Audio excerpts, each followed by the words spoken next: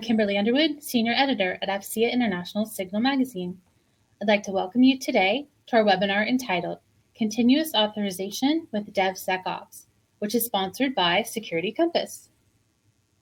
Software is a foundational component of a modern military. The current approach to software development is a leading source of risk for the U.S. Department of Defense. Software needs to be delivered rapidly and securely. Implementing a practice and a culture of development security operations, which is also known as DevSecOps, can help increase the speed of creating software and improve cybersecurity. Today, we have three experts who will walk us through all that. First, we have Dr. Mark Smiley from MITRE. Dr. Smiley is an award-winning cloud solutions expert, DevSecOps author, data scientist, and software architect. At MITRE, he currently leads a team of over 90 people working on continuous authorization guidance. Next, we have Altaz Villani. Altaz is the research director at Security Compass, responsible for managing the company's overall research vision and team. Prior to joining Security Compass, Altaz was a senior research director at Infotech Research Group, providing CIOs, IT managers, directors, and senior managers with trusted advice and analysis around application development. I'd also like to introduce retired Colonel Norbert Jose, who is the federal director at Security Compass, and Norb, as he is sometimes called, will be joining us for the end at the Q&A. He is a retired Army colonel who has served in a variety of armor and cavalry assignments overseas, and after his retirement in the military, from the military in July 2011, Norb worked as the Director of Business Development for Akima Mission Systems Group, and SAP as their Army Account Director. We encourage you to submit questions as we go along during the webinar, and to do that, you'll use your Ask a Question box on the webinar console, and we'll have Q&A for as long as time permits during this hour-long session. And I'd also like to point you to the Resources tab for a copy of today's presentation. And also right before Q&A, we'll have two poll questions to kind of better understand the audience's use of continuous authority to operate, or continuous ATO, as well as your DevSecOps practices. So look out for those and kindly respond on your screen. Dr. Smiley, could you start us off first? I'll kick things over to you. Thank you. Okay. Guess I'll go ahead into the presentation then. Software is foundational to the modern military. If we look at the National Defense Strategy, we see they're saying we need to deliver performance at the speed of relevance, prioritize the speed of delivery. They're saying we must not accept cumbersome approval chains or overly risk-averse thinking that impedes that change. In 2019, the Defense Innovation Board put out the Software Acquisition and Practices Study, and it had a number of points. One of those is that we need software to find military capability to have an advantage in future conflicts. We have to shorten our development cycles to respond to the changing threats, and DevSecOps enables this rapid cycle approach. And I'm going to talk about DevSecOps a little today. We need new acquisition pathways for software that prioritizes continuous integration and delivery of working software with continuous monitoring from automated analytics. We need to establish and maintain digital infrastructure within each service that enables rapid deployment of secure software to the field.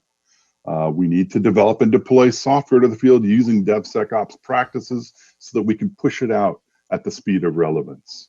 We need to fully automate testing and evaluation, including security testing. And we need to make security a first-order consideration, recognizing that security at the perimeter is not enough. So what is DevSecOps? But DevSecOps is a culture and an approach to modern software.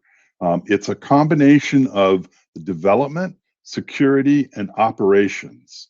And you combine these into an integrated team that's focused on continuous incremental delivery of capabilities. The main characteristic of DevSecOps is to automate, continuously monitor, and apply security at all phases of the software lifecycle.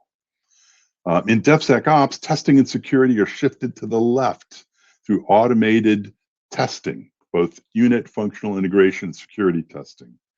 And that's a key DevSecOps differentiator. It's because security and functional capabilities are tested and built simultaneously. Another key differentiator is continuous feedback from all phases of the DevSecOps lifecycle. And here's a picture of the DevSecOps lifecycle.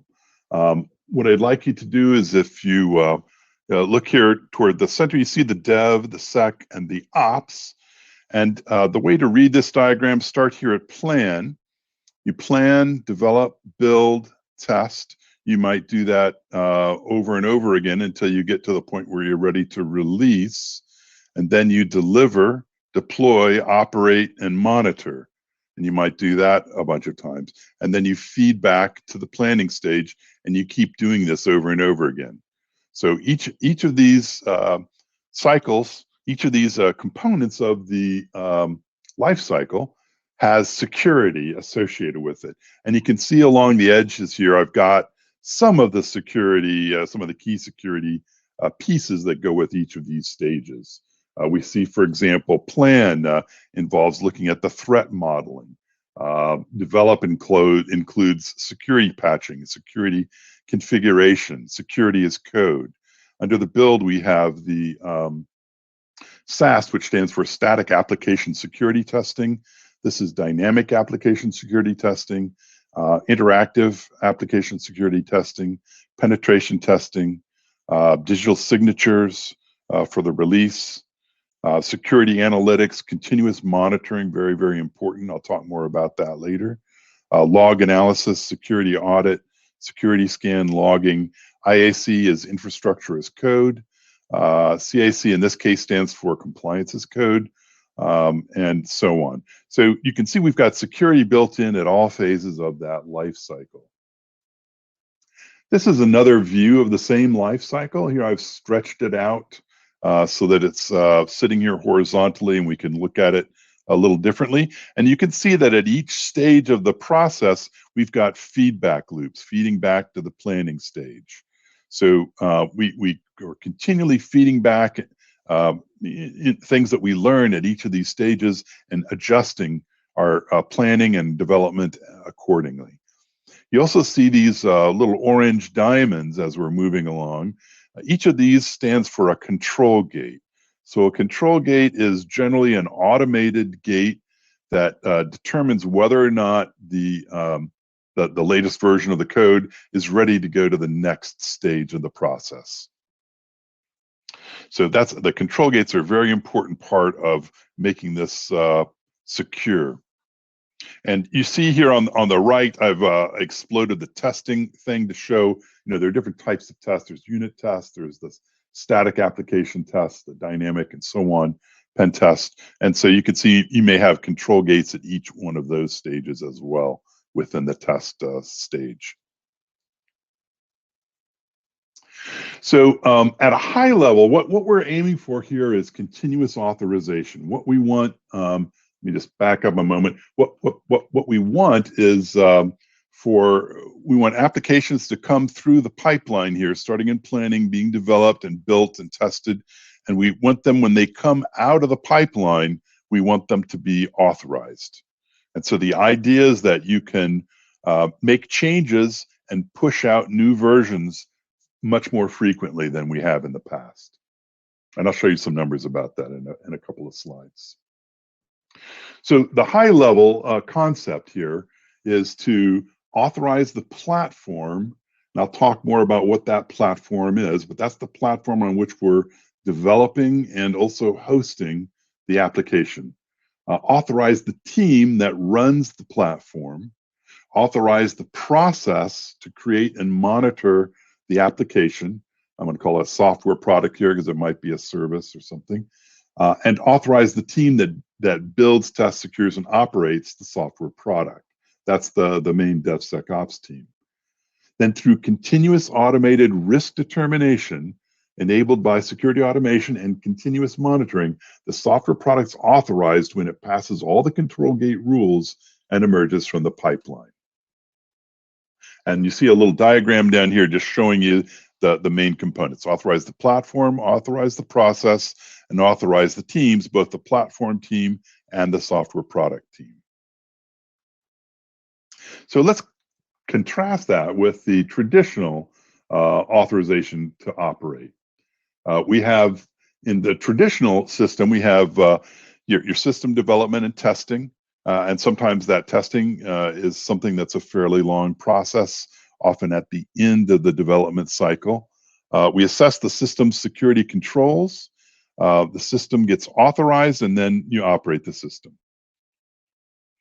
And average industry performance in this sort of style for industry is 30 to 180 days. So 1 month to 6 months roughly to do this. Now in the DoD, sometimes this is actually quite a bit longer. I've seen programs where the testing alone was a year. So you get fairly long cycles to do things like this. Now, the continuous authorization approach, the idea is, as I mentioned, you authorize the platform, authorize the process, and authorize the team. And then you're able to push new versions of software out through the pipeline. And in industry, they're managing to now push out new versions less than a day. And if service goes down, they're able to restore it within an hour. And you have much lower change failure rates because you're making smaller changes and pushing them out.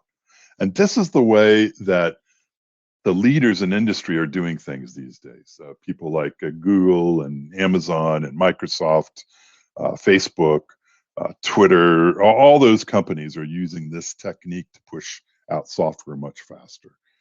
People like Amazon Web Services, they put out hundreds of new versions of their software every day. That the DoD may not be able to get to that level, but that's kind of what we're aiming for. If we could push out a new version even in a day, that would be a big win for us. So this is a diagram that gives you a little more depth into continuous authorization, still at a very high level here. These are some of the big rocks. To authorize the platform, you need a software factory. That's something that builds all the stuff in the pipeline. Often hook together a number of open source tools that work together to create a pipeline. And you can have multiple pipelines in the software factory. And I'll talk more in a little bit about what goes into that. You need hardened artifacts with ATO reciprocity. The idea is to build that platform based on artifacts that have already been hardened and secured properly. And I'll talk to you a little bit later about where you can find those kinds of artifacts. And you also want to build your software products with hardened artifacts. And then you want to have a standard hosting environment that has inherited controls. And that might mean a cloud. It doesn't have to mean a cloud, but often that's a good solution. But you want one where the environment already has some level of controls on it, which we can inherit. In the case of a cloud, we might look at a cloud with a DoD provisional authorization, or ATO, or in some organizations, they might look at a FedRAMP approved cloud, so that you're getting some of the controls inherited from that environment. And then we have the DoD Enterprise DevSecOps reference design. That's a document, and you want to make sure that the DevSecOps tooling, the factory and the pipelines meet that reference design. MVP is minimal viable product compliance. We have continuous monitoring tools. There's something called the Sidecar Container Security Stack. And also we might have a managed service that's built into there. Sidecar Container Security Stack really deals with people who are using containers to deploy their software. And I'll talk a little bit more about that later, although this talk isn't really on that particular feature. And then to authorize the process, as I mentioned, we've got these feedback loops and the control gates with exit criteria. We are also generating artifacts as you go through the pipeline. You've got the CI/CD pipeline, that stands for continuous integration, the continuous deployment pipeline, and then continuous monitoring of the operations. Under authorize the team, we've got the platform team and the software product team, and then we also need a DevSecOps culture, which is another one of the big things that has to change for this to work. Is the culture of the organization that's using it needs to change into a DevSecOps culture, which is a bit different from traditional cultures. So what is continuous authorization? So it's a state in which trustworthiness has been established through assessments and authorizations of the process, the team, the platform. It's a state of continuous risk determination of the application as it changes through, as it goes through the control gates. I want to point out this is different than the traditional ATO. You do a risk determination at a point in time and you authorize the application. In the case of continuous authorization, we want continuous risk determination. So we're going to have dashboards, which I'll show you examples of in a little bit here, that the operations people and the security people are watching. And when something goes wrong or something, we might say, oh, we've got a problem here. Someone's broken in, and we need to shut this down. And you can do that, or you can say, oh, we've got to stop this. Now there's a problem here that we need to shut this down until we can fix this, or something like that. So it's a continuous risk determination, not a point in time. You have a state of idempotence and immutability, so that you have consistent, repeatable, secure application support infrastructure. So idempotence, what that means is that the infrastructure is code. The code and everything can be deployed again and again, and the result is the same.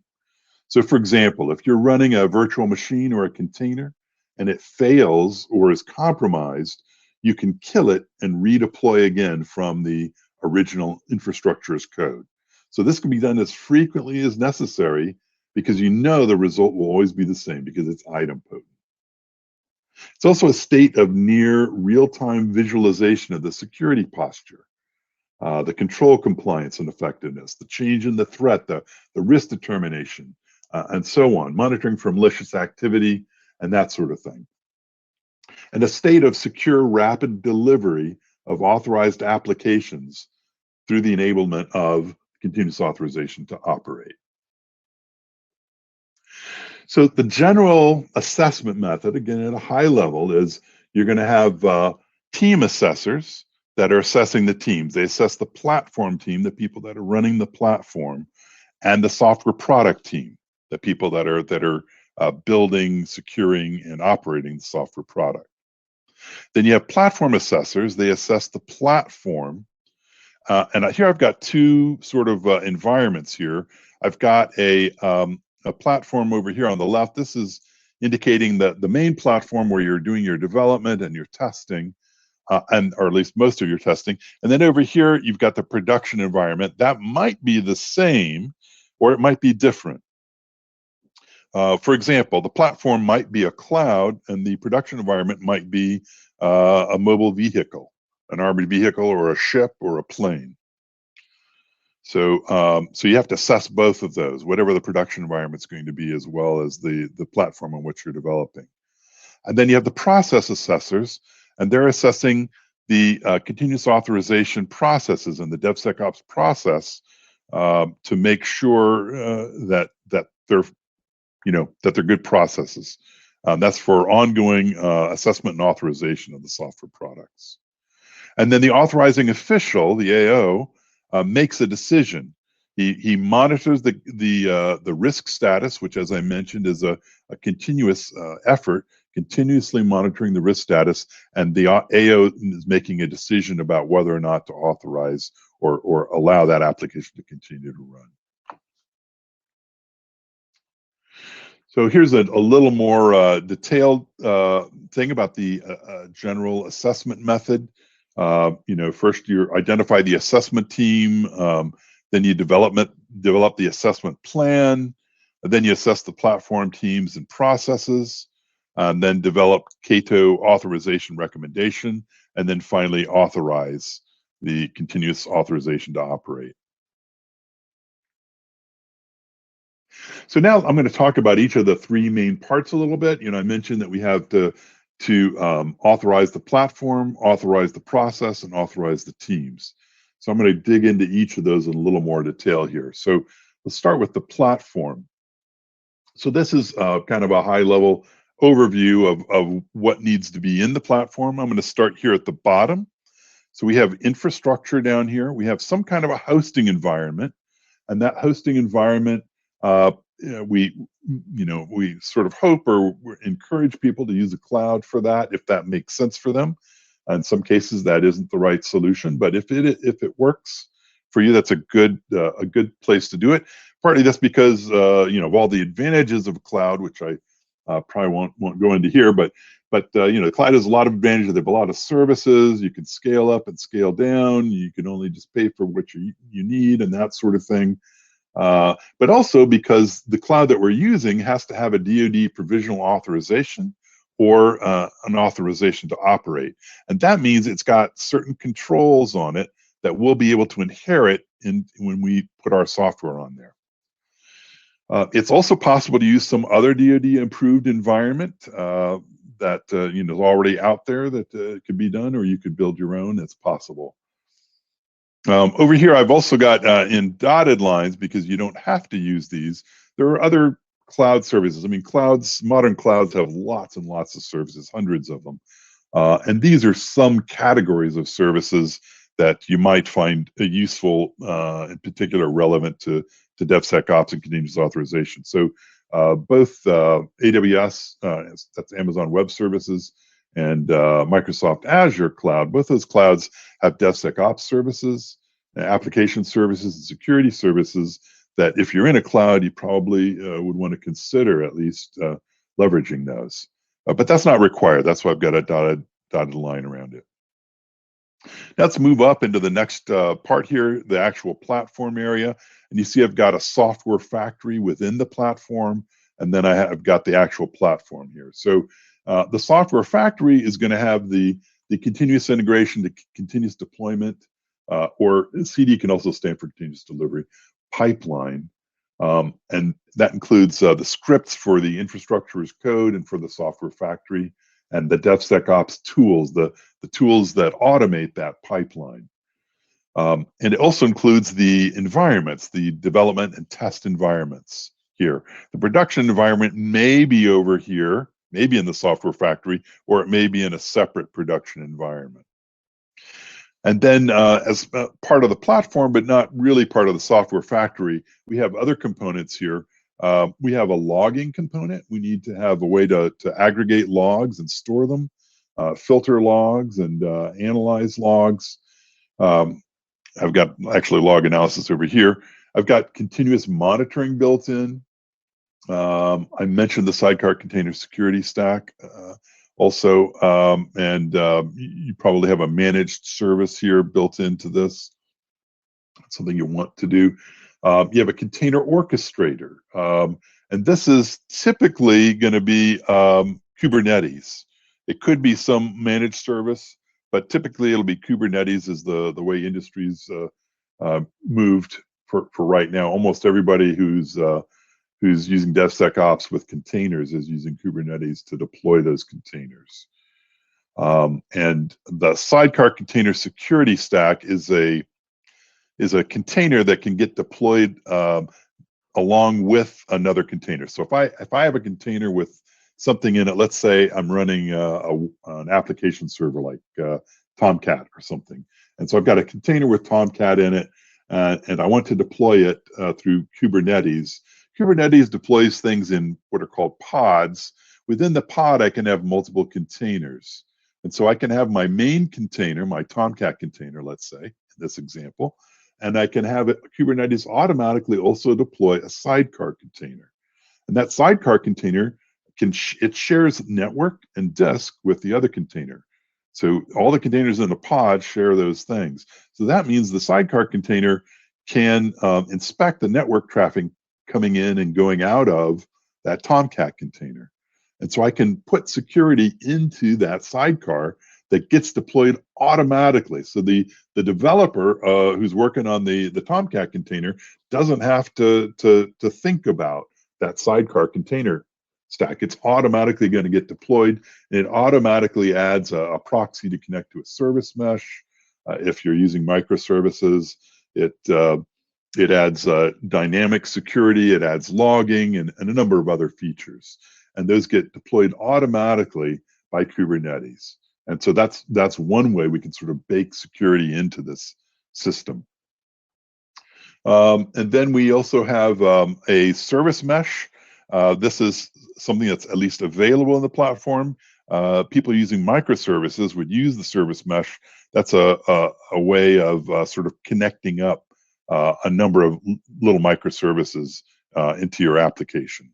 But if you're not using microservices, you wouldn't need to use that.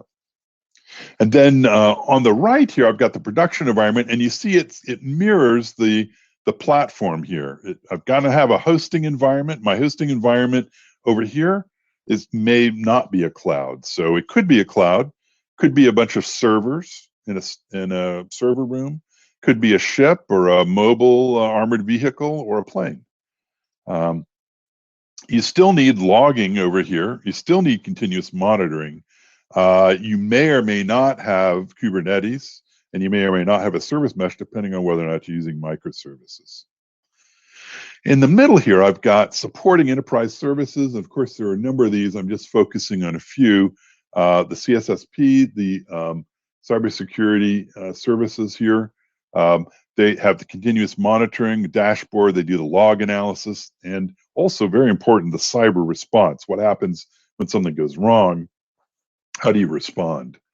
And then you also have artifact and source code repositories.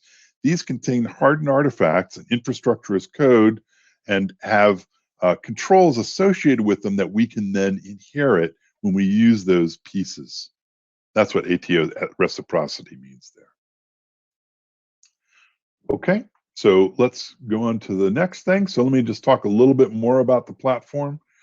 Here, I'm just to remind you, if you think about this piece right over here, that's what I'm showing on the right.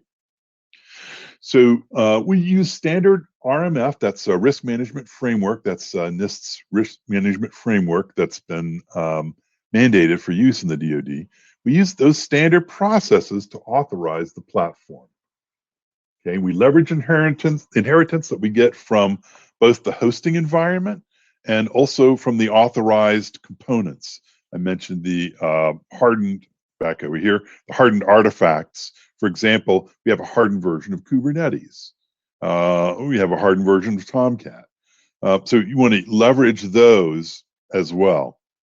And then, you know, I already mentioned approved hosting environment.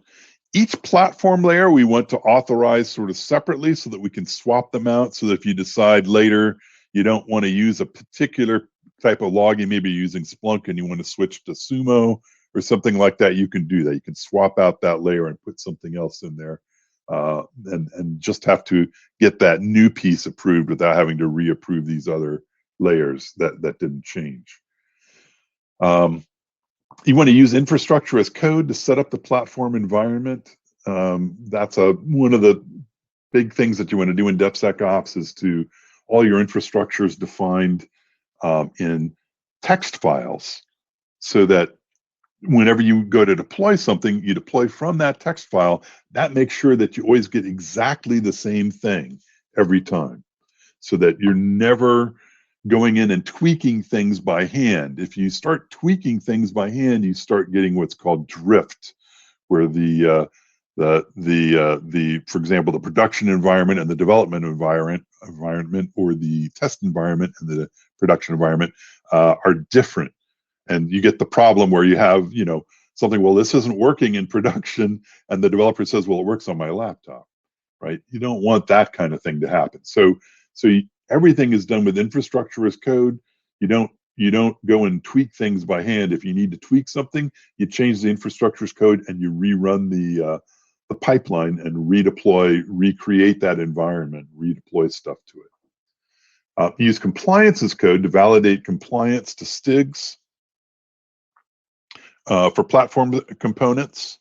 So there are tools that will do that, that will check against STIGs and make sure that you're compliant, and they can do that frequently. They can check every few minutes if you want. So it's not something that's getting checked once; it's getting checked multiple times every day. You verify that the control gates are in place. There may be some initial parameters on those control gates, and those parameters may be different. For example, you might require to go from development to build that there have been at least 2 people that have looked at that code, or to try to avoid insider threat issues. Or you might require 3 people. So one app might decide they need only 2, and another one might decide they need 3. And so you've got some parameters that you can set for your control gates depending on your needs. And then verify that dashboards are in place and contain all the necessary information so that people can do the continuous monitoring and the continuous risk determination. Then we verify that the operations are in place, including the cybersecurity service provider, and that you've got, as I mentioned back here, you've got the cyber response team is in place. So the platform supports the full life cycle from development through operations. It's not just development, all the way through operations. Sometimes, as I mentioned, going back a couple slides here, sometimes the production environment will be a separate environment, and sometimes it's the same environment that you're developing in. So the platform is developed and operated and maintained as a production system. We do get an ATO for the platform. And the platform implements DevSecOps, including the cyber testing, the monitoring, event management, all that. And very important in DevSecOps is all the automation. The automated builds, automated testing, automated deployments using compliance as code, the dynamic and static application security testing, the penetration testing, all this stuff, and the risk determination with control gates. And then infrastructure as code, as I've mentioned there. And the software factory may, and in fact generally will, support multiple CI/CD pipelines. So the idea is you have a factory, and then multiple projects can use the same factory to produce different pieces of software. And each of those products may have their own software product team. There's maybe only one team that's running that platform, but each software product team can have its own team and its own pipelines within the factory. Here's some examples of the dashboards for continuous monitoring. See, the concept is as we're going through the DevSecOps lifecycle, we're collecting structured data, and we're sending that structured data to various dashboards, depending on what stage of the lifecycle that we're talking about. So we have, for example, a development dashboard. We have a compliance dashboard, and then we have an event incident dashboard. And so we have people watching all these dashboards. And of course, these things will be generating alerts when it detects something unusual happening. The idea is here, part of this idea for the dashboards is to switch away from paper-based documents that are focused on a single point in time to machine-generated structured data that's displayed in dashboards for near real-time continuous monitoring, analysis, and response. So instead of just stating the intentions in a document, we're continuously proving the software is still secure. Now let's talk a bit about the process, the DevSecOps process.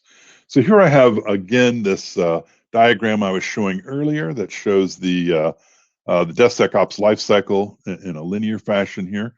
I've got the control gates, as I mentioned.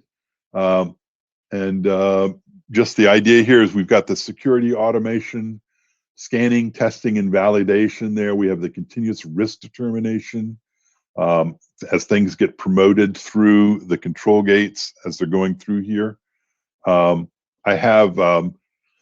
can put things through to a certain point and get a CTF, a certificate to field. And I can also, I've also got, Some of these got a little bit stretched here, but this should say CATO here, the O's down there, and this is ATC. That's ability to connect. So the idea is certificate to field, then the continuous authority to operate, and then authority to connect right here. So to authorize the process, no, we want to validate the automated process of building the software, validate the automated workflow of building the software, verify the control gates are in place that have appropriate parameters for dealing with the AO's risk determination, and then verify the resulting dashboard of the security posture. We want to make sure some of the key practices are performed, the security control compliance and effectiveness. We're using compliance as code to validate compliance with STIGs for the platform components, and we can also use that for our other components as well. We're monitoring the threat landscape, monitoring the risk tolerance thresholds, and monitoring for malicious behavior. So we want to focus on outcomes, performance, and measurement.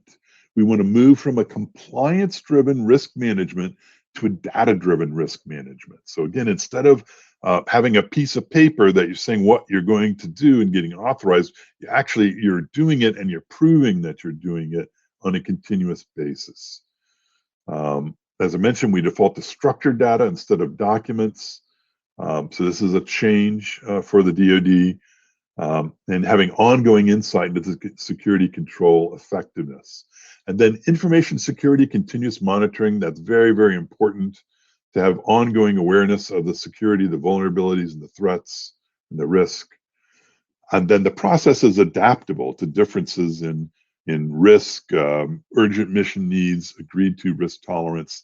That'll depend on the particular piece of software, the particular project.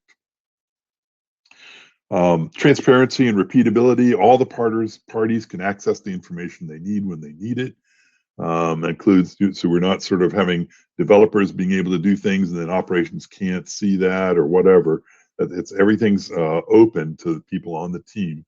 It's a repeatable, deterministic process. All parties understand the required and optional steps. Enforced configuration and change management. That's very important to get change management on all the code, all the artifacts, everything that we're doing. And really, we talk about infrastructure as code, we talk about compliance as code, there's also configuration as code. Really, we want sort of everything as code. So we really want, as much as possible, everything to be written down in a deterministic way, in a declarative fashion, in text files. And then those text files are all under version control, all under change management. And anytime we make a change to something, we are changing one of those files, and then we rerun the build process to deploy that new environment or that new piece of software. There's also chat ops, the idea of project collaboration for real-time interactive coordination among team members, often done using one of like Slack or something like that. Now I want to pause a minute and or take a little side thing here, because this is, I think, very important and very practical, something very practical for people here on the call. There is a platform that's already been built by the DoD, and it's one that you can use. It's called Platform One. So it was built by the Air Force, but it's not just for the Air Force. Anybody in the DoD can use Platform One. The guy who really spearheaded all this is Nicholas Chelan. He's the Air Force Chief Software Officer. And this link here will take you to a bunch of his documents, including he has videos of himself talking about Platform One and talking about DevSecOps and that sort of thing. There's also, in fact, a YouTube channel here that has some videos on Platform One that you can watch. So Platform One has a number of services built into it. In addition to just being a platform there is something called Repo One. And Repo One basically is a place where you can put all your source code and all your infrastructure as code and compliance as code, and those kinds of things can go into Repo One. And you can see I've got a URL for where that is. and then they're recommending that people that create containers that could benefit other people in the DoD ought to consider publishing them in Repo 1. And a number of vendors are actually doing that. And Iron Bank is another piece of that. Iron Bank is the centralized artifact repository. So this is where you put your hardened artifacts. So the actual containers or virtual machines are going over here in Iron Bank, whereas the code to produce them is going into Repo 1. So they work hand in hand here, and a number of companies in industry are working to get their products into Platform 1. And to get into to Iron Bank and Repo 1, you need to harden those containers. So they have to go through a number of steps to make sure that those containers are secure. And there's a whole document on how to do that, the container hardening guide. And you can see there are over 300 containers available. And I want to mention too that people outside DoD are using Iron Bank. For example, some of the financial services, some banks and things are using Iron Bank to get hardened containers. And some governments, like Canada, I know is using Iron Bank as well. So it's they've really opened it up that way. It's a great place to go to get hardened containers. And there are two ways to get Platform 1. One is the Party Bus. So they already have Platform 1 stood up. And Party Bus means you can go into that stood up Platform 1 and you can create your own CI/CD pipeline. The other way to do it is the Big Bang. Platform 1 comes to your environment or builds one in a cloud for you, and that Platform 1 is just for your group. So you can do it either way, and you can talk to them, if you're interested in one of those options about what that would cost and everything. But they have people to support you. So it's a nice way to get started. And if you think about it, there was a program, I think it was year before last, that decided they were going to build their own pipelines. And it took them 6 months to build the pipeline before they could start developing and working on their mission. So if you go to Platform 1, you can have a pipeline stood up in a matter of days or weeks and save yourself a lot of trouble, and then you can really focus on the mission. These are just a few metrics. You can see a lot of people are using it. 339 containers when the slide was made anyway, which is fairly recent, and so on. You can see a lot of developers, a lot of apps in production, and that sort of thing. Okay, how am I doing on time, guys? So you've still got another 2 or 3 minutes. Okay. So I'll just move quickly through the last couple of slides here. The teams, I mentioned you've got you want to authorize the team. So you want to build the teams. I've got a couple of things that you need to check against, like the DoD Cyber Workforce Framework, creating a training plan, hiring and training metrics, and that sort of thing. Validate the training. We have continuous monitoring. I wanted to mention to you, as I mentioned earlier on, that's very important to have that continuous monitoring going on. And this is sort of a little picture that shows some of the different types of monitoring that there are. And I think I'm pretty much probably about out of time. But so the result is continuous risk analysis, risk determination, and authorization. So in summary here, the idea is to enable DoD to achieve elite DevSecOps performance, maintain the department's technological advantage over near-peer adversaries. And this is a significant evolution from traditional practices. Authorizing the platform process and teams rather than a product system application approach.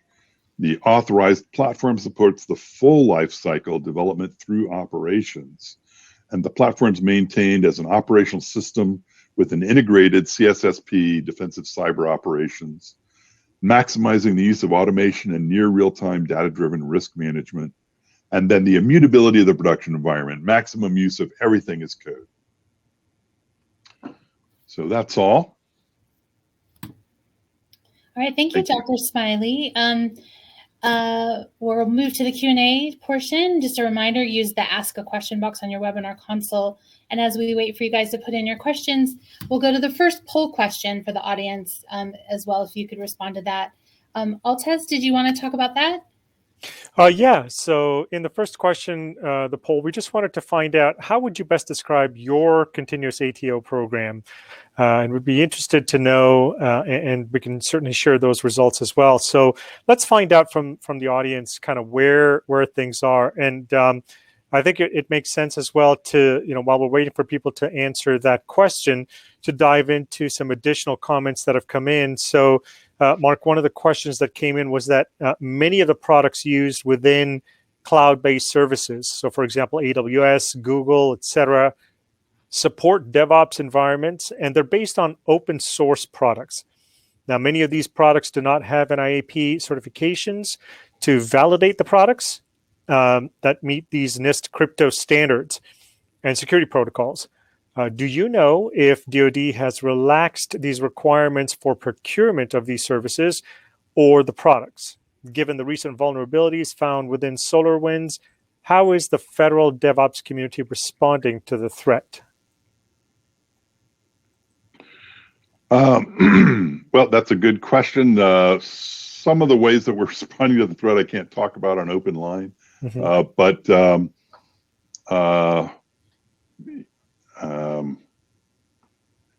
not sure what I'm trying to think what I can say here, but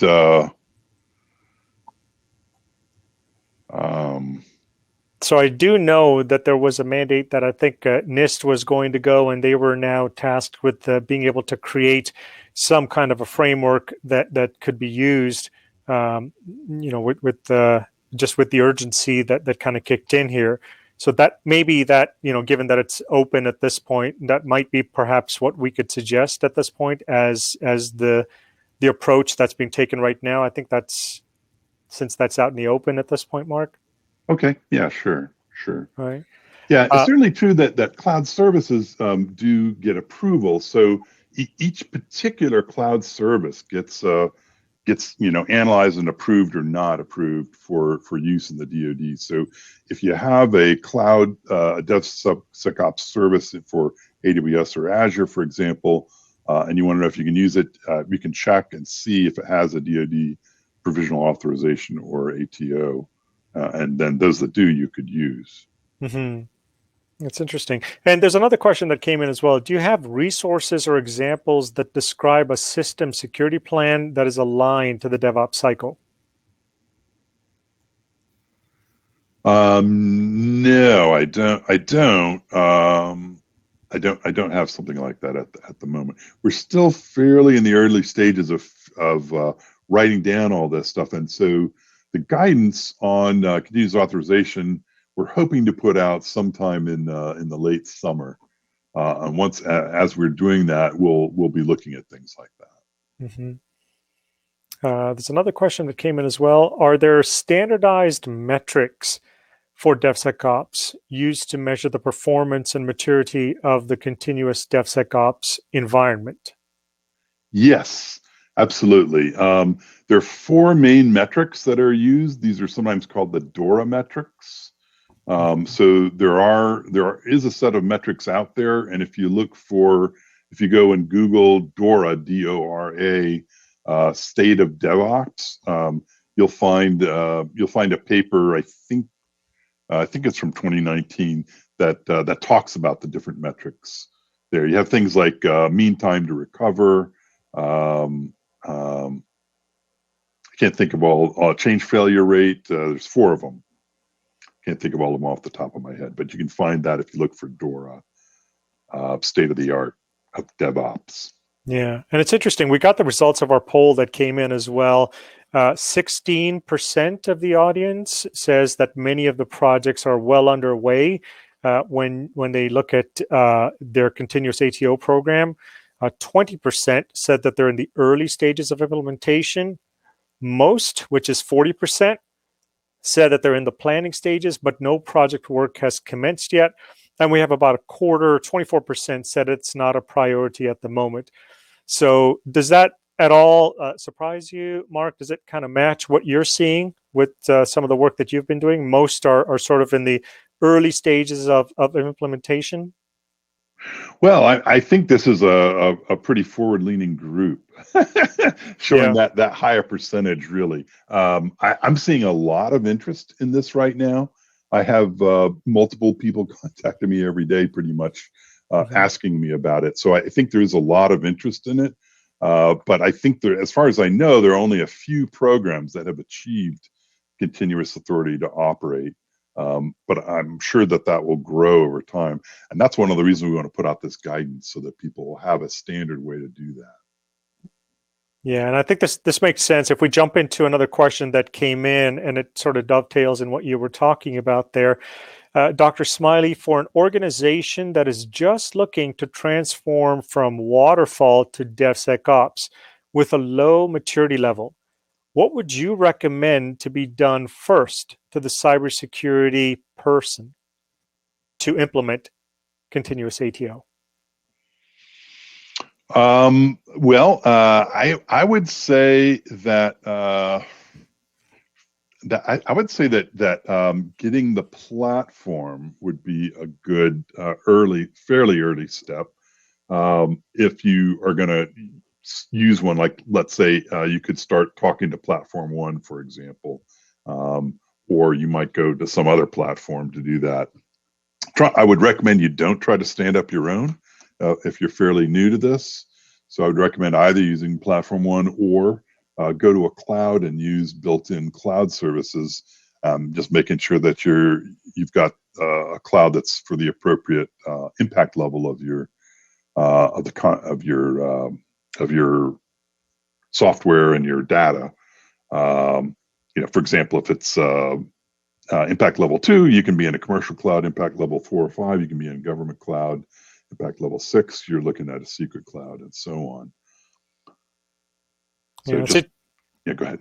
Yeah, no, I was just that was going to be a follow-up question. Was you mentioned this idea of a platform? Do you have a recommended way of setting that up? And I think you touched on a little bit of that just earlier. Yeah, I think so there are sort of 3 ways you can set up a platform.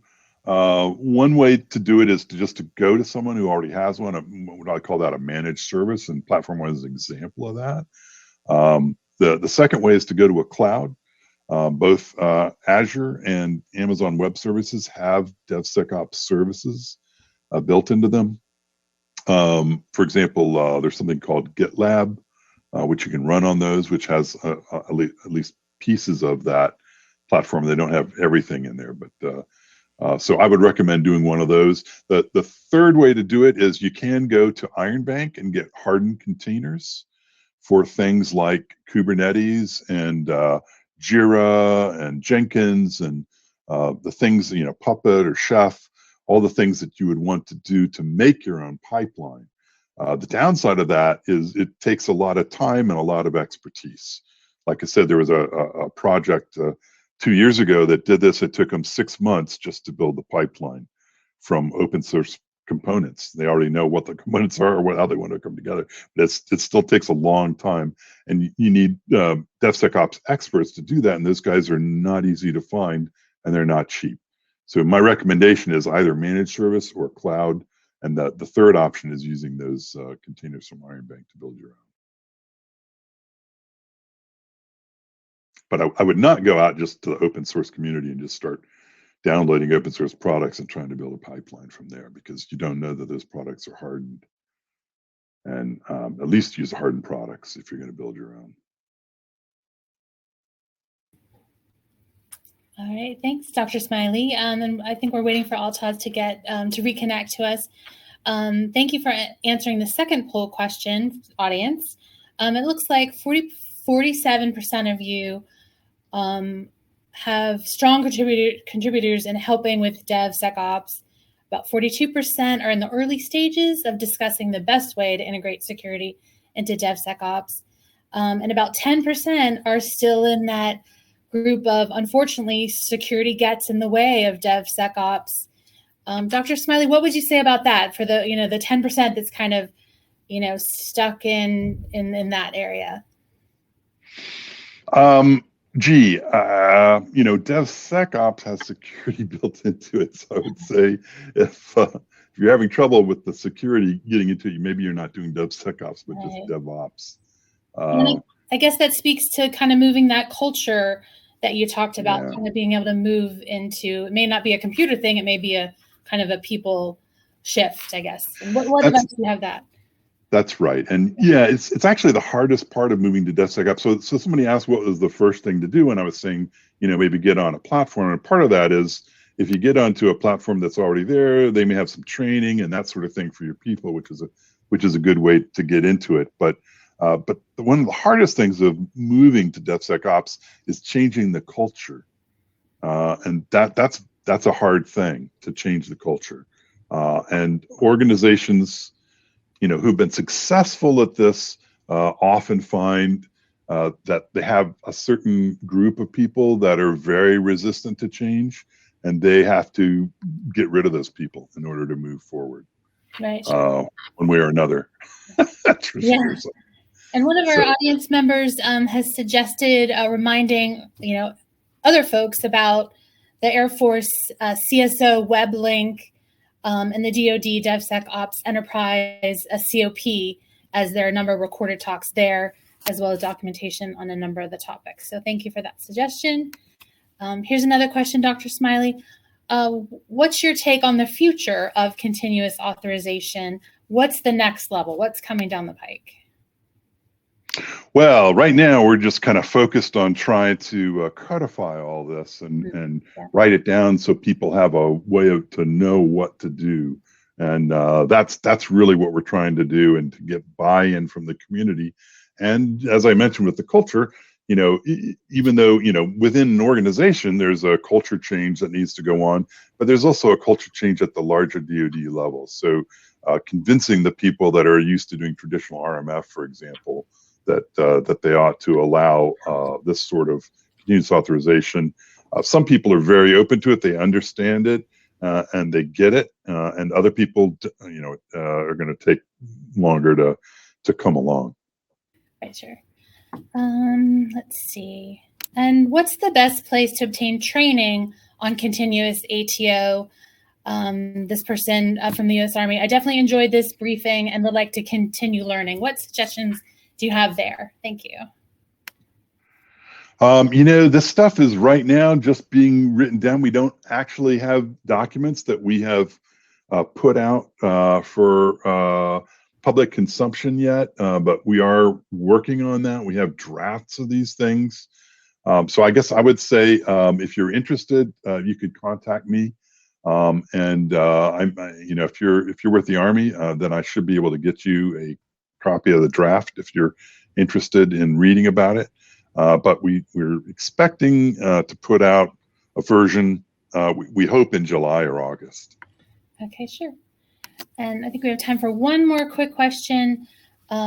What does continuous ATO mean for integrating joint software and hardware development life cycles? Although I'm sure that's not an easy answer, but that's a good question, and I'll be honest with you, I haven't really thought about that very much. But yeah, you're right. That's a good question. By joint, I assume you mean coalition.